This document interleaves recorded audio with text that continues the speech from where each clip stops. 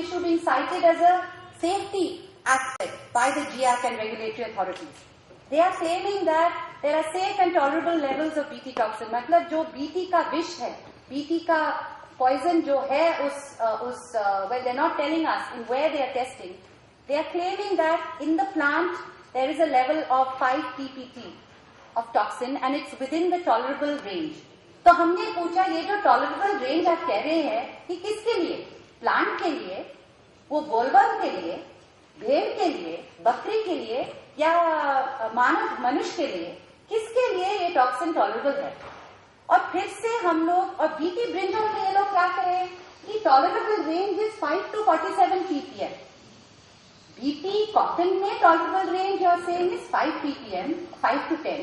BT brinjal में आप बता रहे हैं 5 to 47. तो हमने फिर से एक RTI फाइल किया क्योंकि ये जो रेट है 5 ppm टॉलरेबल लेवल, ये department of agro biotechnology, university of Andhra Pradesh, Andhra university से ये इंफॉर्मेशन ये लोग निकाल के GIAC बता रहा है कि ये सब कुछ सेफ है. तो जब हमने RTI भेजे एग्रीकल्चर एग्री बायोटेक्नोलॉजी डिपार्टमेंट को, वो वापस हमको क्या भेजते इंफॉर्मेशन, ये जो सेफ्टी रेट्स है ये अपने मैगी-को इंडस्ट्री का data. So what is happening over here is that none of our regulatory or our universities, they are completely demonstrating their complete incapacity to do any independent testing. This tolerable range, the questions are, is it tolerable for animals? Are you talking, which safety are we talking about here? Further in the RTI, उन लोग ने बताया हमको कि Mahyco industry ने सारे test किया है बीटी कॉटन पत्ते के. I have been through every single of the Igmoris. If you go to Igmoris website data, not one testing has happened on BT cotton leaves, which is precisely why we have been asking for testing on BT cotton leaves. So there's utter lies being bandied about here and presenting to the public. Next slide, please. Yeah, I'll finish. चौथी बात ये है कि अब तक कुछ भी protocols नहीं है बीटी टॉक्सिन टेस्टिंग के लिए, और क्योंकि ये लोग बीटी टॉक्सिन का टेस्टिंग नहीं कर रहे हैं, वो लोग सभी के सामने अपने रिपोर्ट्स में बता रहे हैं कि सेफ्टी है. So it's a circular argument. You don't test for something, it does not come out in your results and then you say it's safe. So what are we talking about here? Next please. हमने दूसरी बात ये लोग कह रहे हैं कि इन 82nd committee meeting वो लोग कह रहे हैं कि we have here the proof of safety. फिर से हमने RTI फाइल किया. Please show us what is your proof of safety. When we filed an RTI to IVRI, this is just to illustrate to you the lies which is going on. IVRI हमको बताया कि अब तक हमने कुछ testing नहीं किया.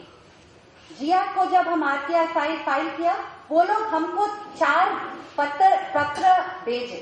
उन चारों पत्र में 3 पत्र में क्या लिखा था कि there is insufficient biosafety tests. From the animal husbandry department, from the veterinary universities, everybody is saying that there are insufficient tests. Next slide, please. A recent only study done by the veterinary university, यहाँ पे भी कुछ very disturbing results निकल रहे हैं. एक तो BT toxin was detected in the rumen liquor.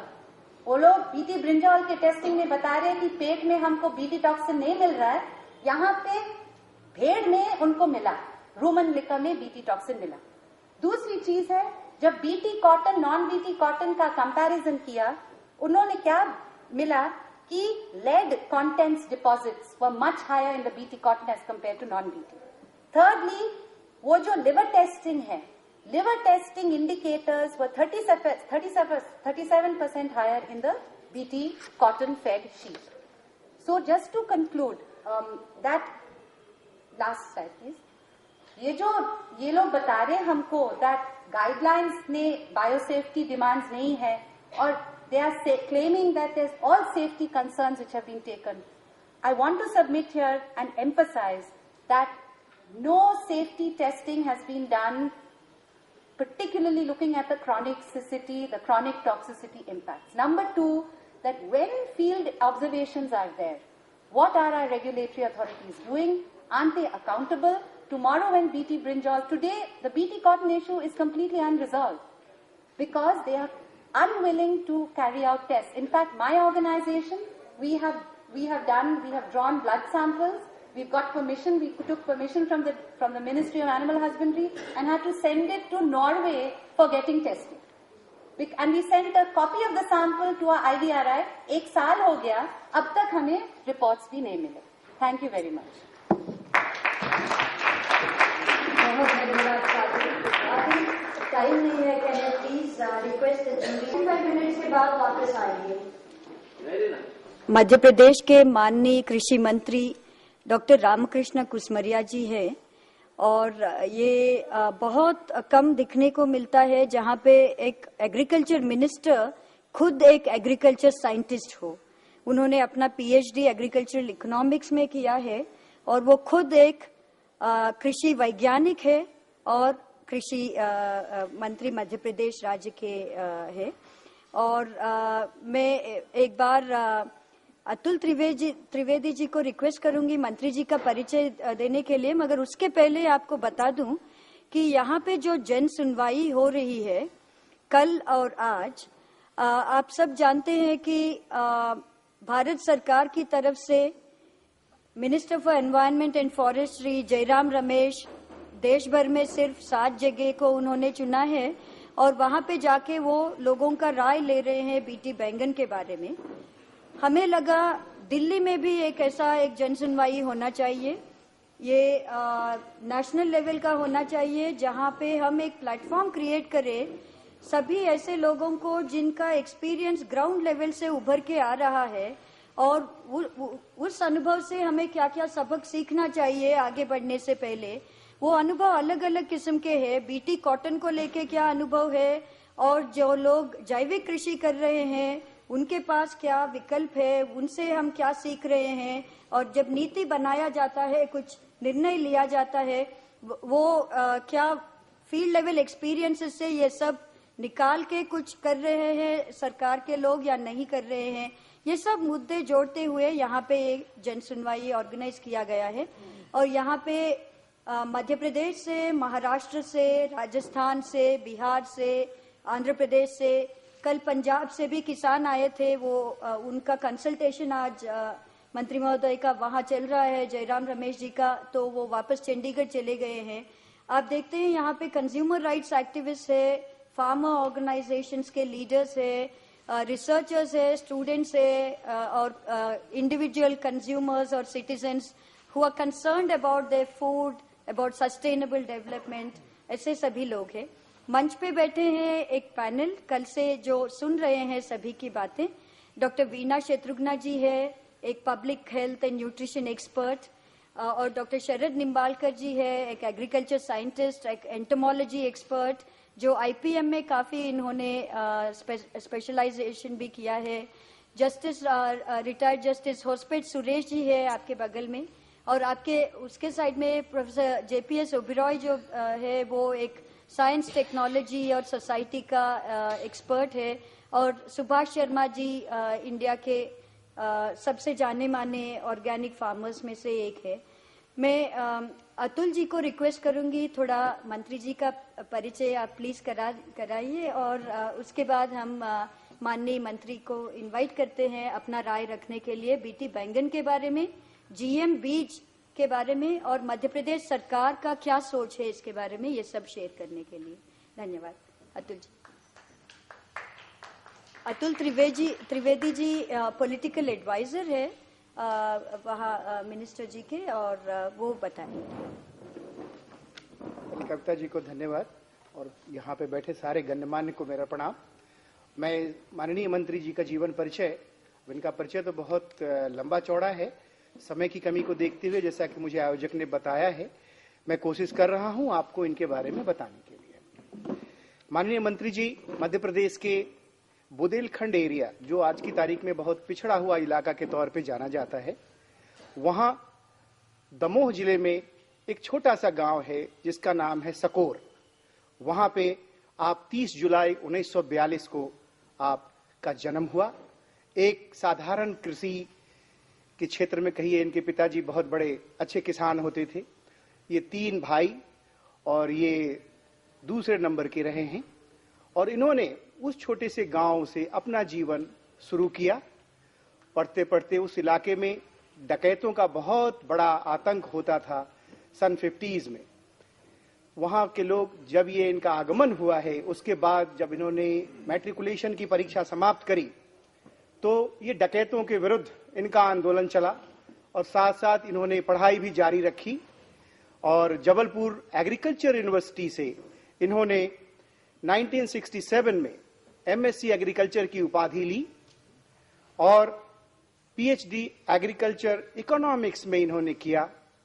इनके साथ के जितने मित्र थे उन्होंने कृषि वैज्ञानिक के तौर पे अपना जीवन का शुरुआत करी और आप अपने गांव जाके उस अनपढ़ बुंदेलखंड के किसानों के बीच एक रोशनी के तौर पे काम करना शुरू किया और वहां के लोगों को खेती के बारे में जागरूक किया और इसी चाहे अनचाहे में ये जनता के बीच इतने पॉपुलर हो गए कि उस वक्त भारतीय जनसंघ पार्टी के उम्मीदवार के तौर पर इन्होंने वहां पर हटा विधानसभा जो दमोह जिले में आता है, वहां से इन्होंने अपना राजनीतिक जीवन शुरू किया और वहां सन 1977 में ये विधानसभा में पहुंचे और उस वक्त से आज की तारीख तक ये लगातार बिना हारे मध्य प्रदेश की सेवा करते आ रहे हैं। और मैं आपको ये बताऊं कि सन 1991 में ये लोकसभा के एक मेंबर के तौर पे दमोह से निर्वाचित हुए। 91 से लगातार सन 2009 के दिसंबर 19 तक ये लोकसभा के मेंबर रहे।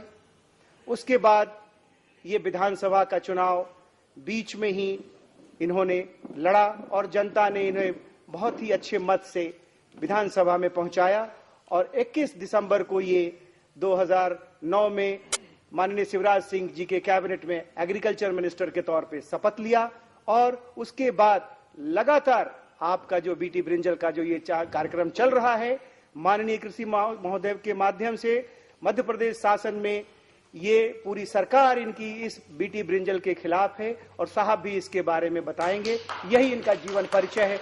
धन्यवाद।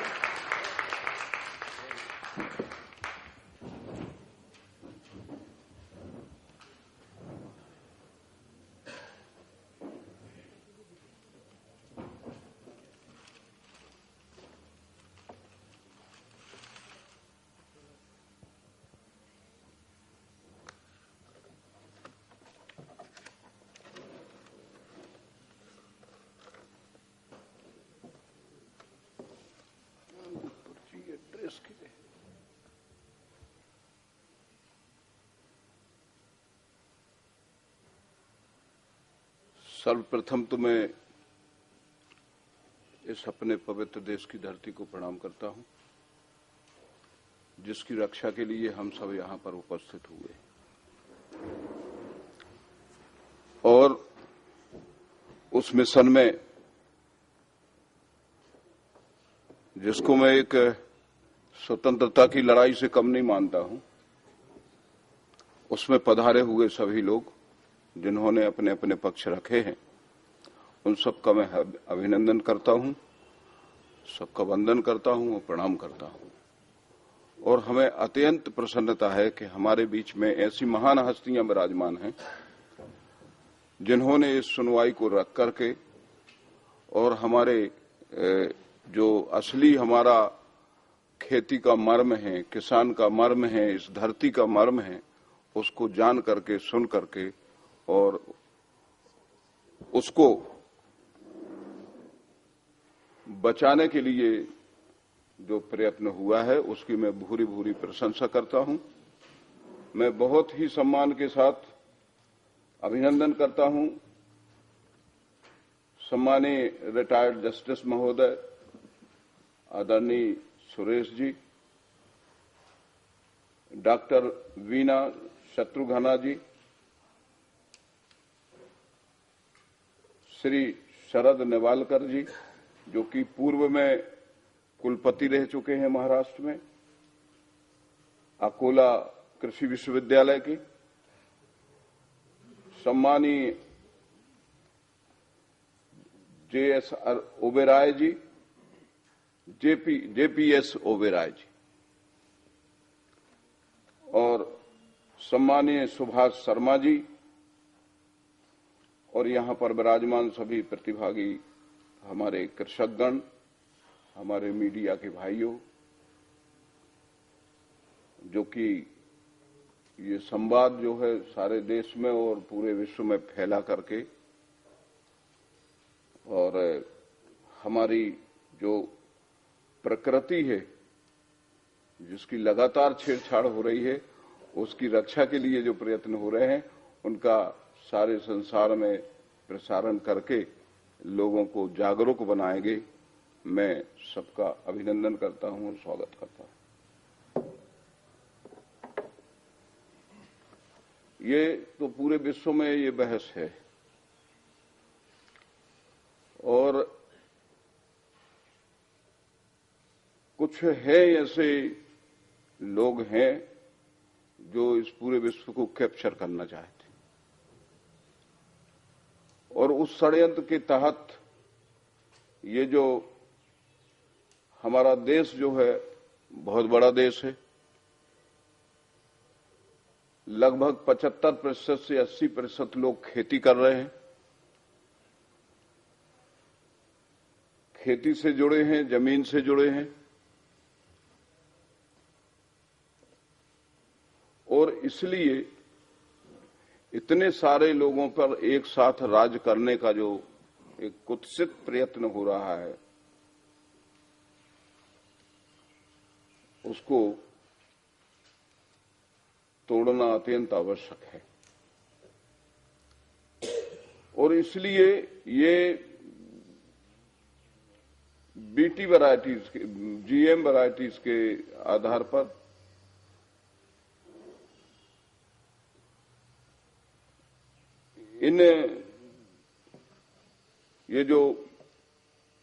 इनके आधार पर खेती के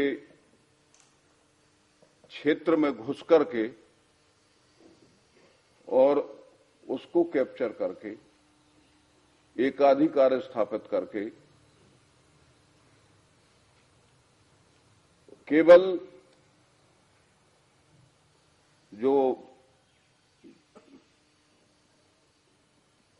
एक वैदिक काल में एक कथा हिरण्यकश्यप की आई थी, हिरणाक्ष हिरण्यकश्यप। हिरणाक्ष का मतलब जिनकी आंखों में सोना ही सोना दिखाई दे। तो जो केवल सोना देख रहे हैं, केवल धन देख रहे हैं और धन अर्थ के आधार पर इस विश्व को चलाना चाह रहे हैं, जहां सारी हमारी और इसके अलावा जो मानवीय, आध्यात्मिक और अन्य शक्तियां हैं उनको जो बहुत कम आंक रहे हैं और इस आधार पर वो केवल अर्थतंत्र प्रमुख हो, इस दृष्टि से जो एक षड्यंत्र चला है, उसके कारण ये हमारे सामने परिस्थिति पैदा हो गई। हमारे देश में, हमारे पूरे देश के भीतर लगभग 2500 ब्रंजल की जातियां और ये छोटे छोटे लोग इसकी सब्जी भाजी खाते हैं।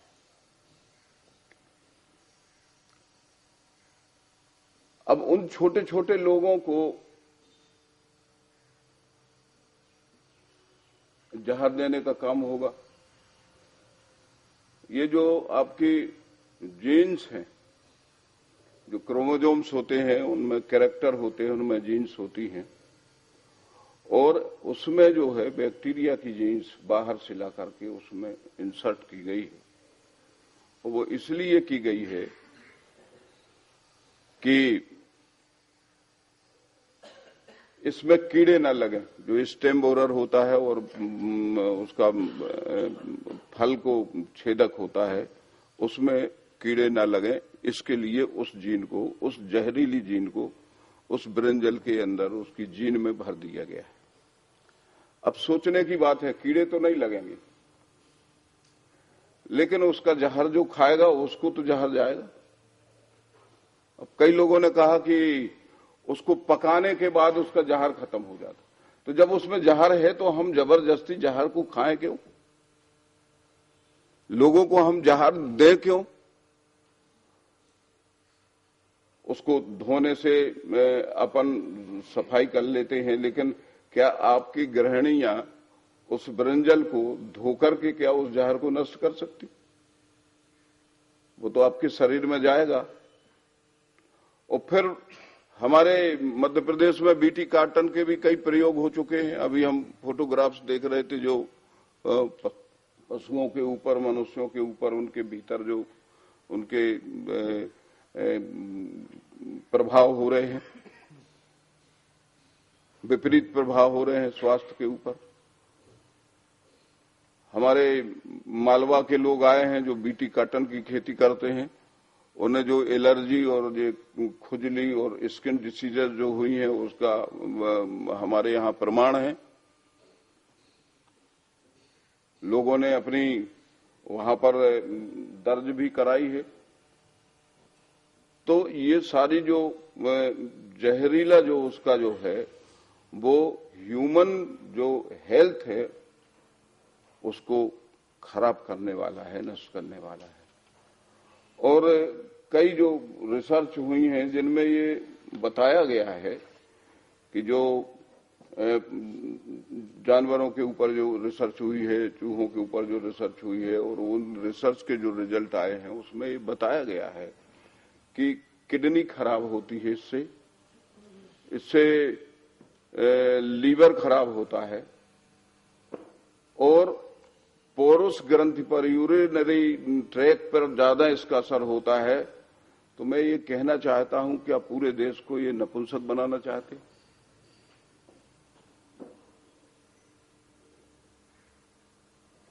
सोचने की बात। अब इसके ऊपर हमें गहन विचार करना पड़ेगा।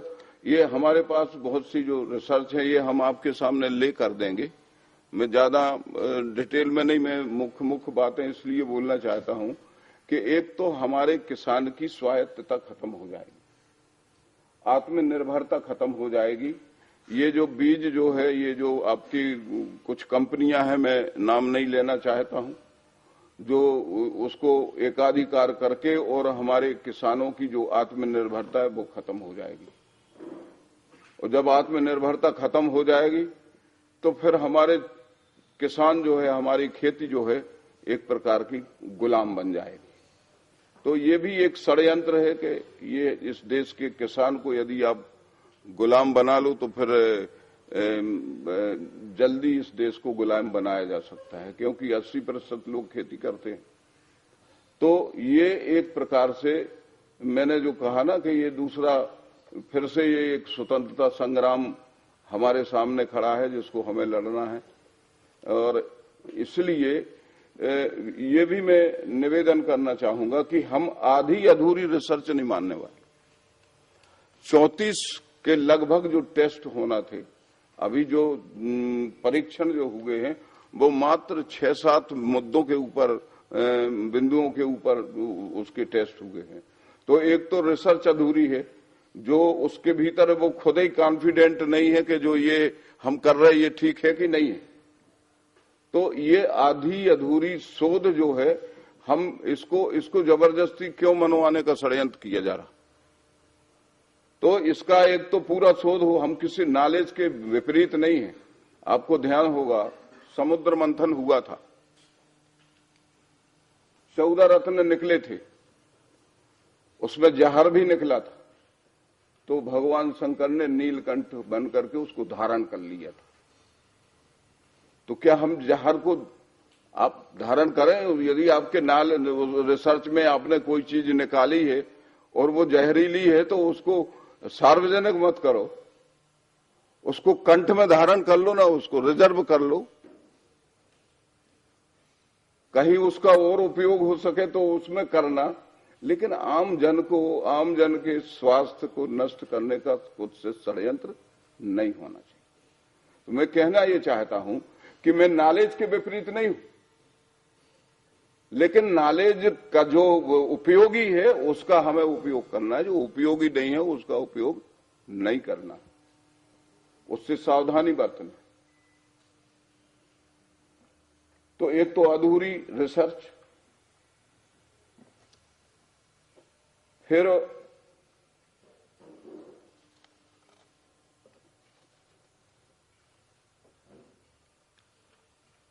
उसके पूरे टेस्ट न होने के कारण अभी कुछ दिनों हमने समाचार पत्रों में पढ़ा था कि ICAR ने इसको हरी झंडी दे दी। अभी जन सुनवाई हो रही, सरकार इसको मान नहीं रही, इसके पूरे रिजल्ट नहीं आ रहे हैं और उसको हरी झंडी कैसे, ये बहुत आपत्तिजनक बात है। आज हमारे देश का पूरा किसान, हमारे देश के पूरे विद्वान, हमारे साइंटिस्ट, हमारे जो यहाँ पर विराजमान हैं बड़ी बड़ी हस्तियां, जो सब इस विषय में चिंतित हैं। अभी कोई निर्णय नहीं है, लेकिन ये समाचार जाना कि हरी झंडी दे दी है, ये गुमराह करने का षड्यंत्र, ये भी ठीक नहीं है।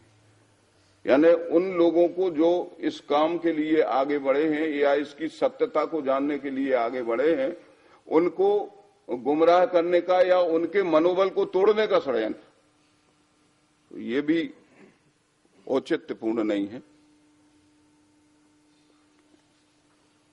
फिर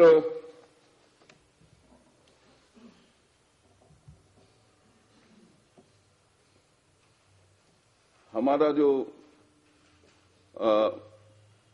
मध्य प्रदेश है, मध्य प्रदेश ये जैविक नीति घोषित करने जा रहा है और जैविक खेती को हम 5 साल के भीतर प्रदेश को संपूर्ण रूप से जैविक करना चाहते हैं। और उस जैविक खेती में हमने जो अपने बीज के लिए जो उसमें रणनीति बनाई है, तो बीज स्वावलंबन, और बीज स्वावलंबन में हमने उसमें ये साफ रूप से कहा है कि हम GM वैरायटीज जो है उनको हम अवॉइड करेंगे, उसमें नहीं।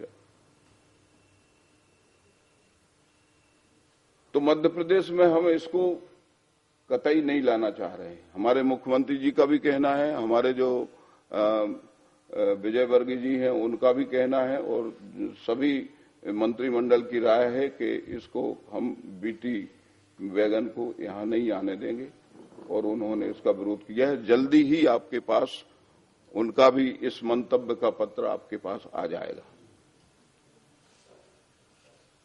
जब सबसे पहले मुझसे किसी ने बात पूछी थी तो मैंने पहली मुलाकात में ही ये कहा था कि किसी भी हालत में इस देश के भीतर BT वैगन को नहीं आना चाहिए और BT वैरायटीज तो आना ही नहीं चाहिए। और उसके कारण है आप लोगों ने अपने अपने रिजल्ट और पूरे देश भर से लोगों के उसके अनुभव आ रहे हैं। तो उन सब के आधार पर मैं ये कहना चाहता हूं कि ये जो हमारी जैव विविधता है, जैसे 2500 लगभग हमारे ब्रिंजल की वैरायटीज हैं, उनका जन्म पिलाज खत्म हो जाएगा। और जैव विविधता जो जैव संपदा जो है हमारी असली संपदा है, हम उसकी सुरक्षित रखना चाहते हैं।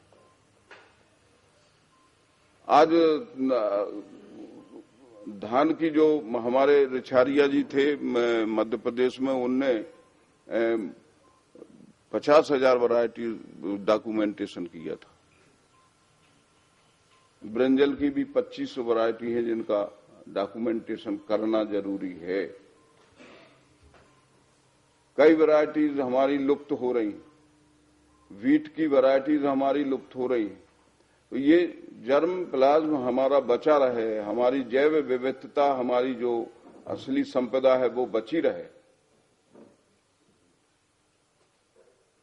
पुराने समय में हमारे यहाँ कोदो, कुटकी, ज्वार, बाजरा ये सब इनकी फसलें होती थी और ये इनकी न्यूट्रियस वैल्यू बहुत ज्यादा थी, न्यूट्रिटिव वैल्यू बहुत ज्यादा थी इनकी। और गरीब आदमी उसको खाता था तो मेहनत भी करता था और पहलवान रहता था और 24 घंटे काम करता था, कोई बीमारियां नहीं आती थी। तो उस जैव संपदा, जैव विविधता को की रक्षा करना बहुत आवश्यक है। इसलिए भी ये जो BT वैरायटीज हैं, इनके आने के कारण आपकी जैव विविधता नष्ट हो जाएगी, उनका एकाधिकार हो जाएगा और आपकी ये जो संपदा है ये खत्म हो जाएगी। ये इसके ऊपर ही वो करना चाह रहे हैं कि हम इसको नष्ट कर दें और केवल हमारा बीज जो है वो बाजार में बिके, उसी के बलबूते, उसी के आधार पर लोग खेती करें और फिर हम जो मूल्य में जिस कीमत पर वे दें उस कीमत पर किसान खरीदे। इससे किसानों का शोषण होगा। तो उन किसानों को के शोषण को रोकने का भी काम इसको रोकने से होगा। तो ये बहुत सी बातें जो आपके सामने आई हैं, मैं आपके बीच में मैंने निवेदन किया है। इसके लिए हमें क्या करना होगा? स्वतंत्र अनुसंधान को हमें करना होगा। ये हम किसी का बिका हुआ शोध मान्य नहीं करेंगे, आधा अधूरा शोध मान्य नहीं करेंगे, किसी का बिका हुआ शोध मान्य नहीं करेंगे।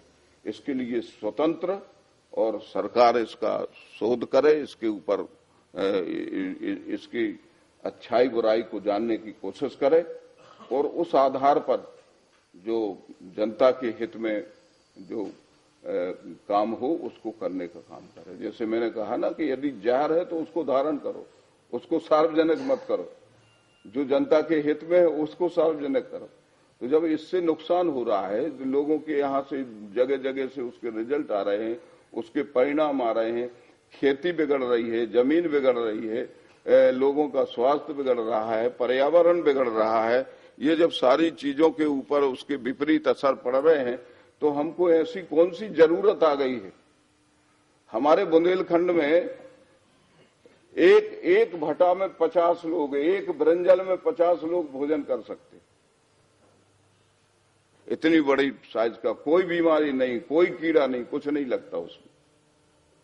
उसकी मिट्टी में वो जैविक तौर से होता है बढ़िया शानदार। ये नर्मदा कछार में शानदार। तो क्या हमारी जो ये ओरिजिनल जो वैरायटीज हैं इनको हम क्या नष्ट कर देंगे? तो ये इनको नष्ट करने का षड्यंत्र।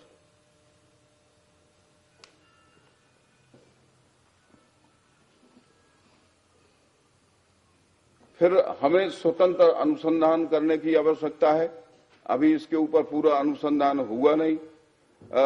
हमें याद है अभी एक सेमिनार हमारा भोपाल में हुआ था, उसमें सम्मानीय पुष्प भार्गव जी गए थे, वो उसके सम्मानीय सदस्य भी थे कमेटी के, अप्रूवल कमेटी के। तो उन्होंने बताया कि इसमें हमारे व्यूज नहीं लिए गए और भी कई लोगों का इस तरीके से वो था जिनके उसमें व्यूज नहीं आए थे।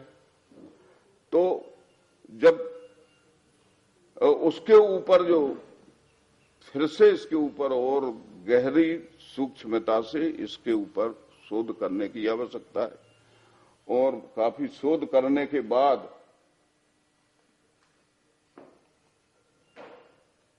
उसमें से जो निकलता है वो फिर लोगों को सार्वजनिक करें और उसकी उपयोगिता के आधार पर फिर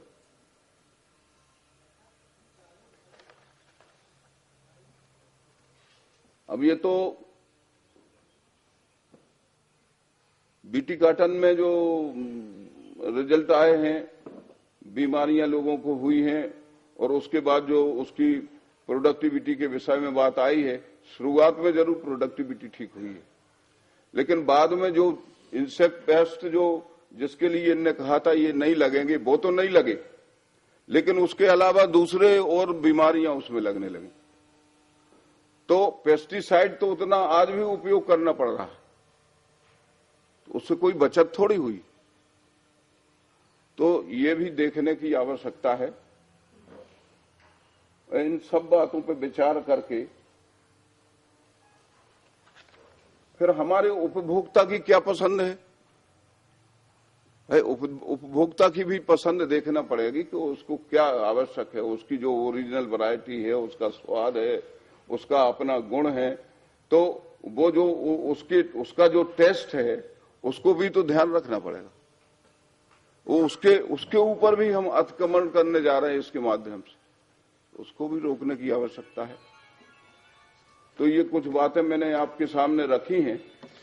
बाकी जो और हमारे सामने जो हमें जानकारियां मिली हैं, वो सूक्ष्म जानकारियां वो हम आपके सामने प्रस्तुत करते हैं। मोटी मोटी बात मैंने आपसे निवेदन करी है और उसका आशय इतना ही है कि हमें इसका विरोध करना है, इसको कतई हमें स्वीकार नहीं करना है।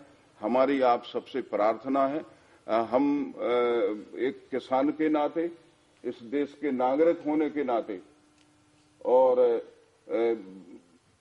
मैं अपनी बात ये कहते हुए कि ये हमारे देश की जो हमारी खेती है उसके लिए नुकसानदायक है, लोगों की सेहत के लिए नुकसानदायक है, और हमारी जो आर्थिक स्थिति है आम किसान की उसको भी ये बिगाड़ने वाली है। लॉन्ग टर्म में इससे लाभ होने वाला नहीं है, और इसलिए हम अपनी धरती माता को बचाएं और किसानों को बचाएं और किसानों के और आम जनता के स्वास्थ्य को बचाएं।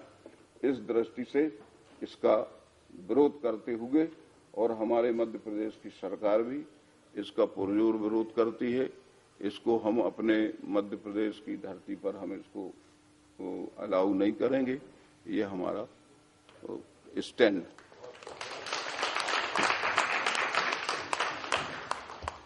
बहुत बहुत धन्यवाद डॉक्टर कुसमरिया जी। पैनलिस्ट के पहले यहाँ कुछ प्रेस के लोग बैठे हुए हैं हॉल में, तो यदि वो चाहें तो कुछ सवाल कुसमरिया जी से कर सकते हैं। एक बात और जो कुसमरिया जी ने अपनी बात में शायद रह गई, वो ये कि मध्य प्रदेश ऐसा स्टेट है जहाँ जीएम का तो विरोध किया ही है, लेकिन जैविक राज्य बनाने की प्रक्रिया में एक जैविक बोर्ड बनाया है, और शीघ्र ही मध्य प्रदेश की जैविक पॉलिसी बनने वाली है 15 दिन के अंदर शायद। तो इस मायने से भी आपका जो वक्तव्य बहुत महत्वपूर्ण है। प्रेस के लोग यदि कुछ चाहें तो सवाल पूछ सकते हैं मिनिस्टर साहब से।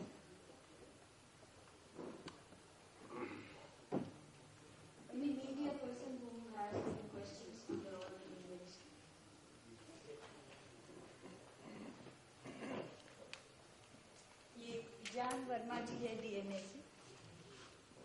सर डॉक्टर कुसमरिया सर, ये डीएनए से है और वो कुछ पूछना चाहते हैं।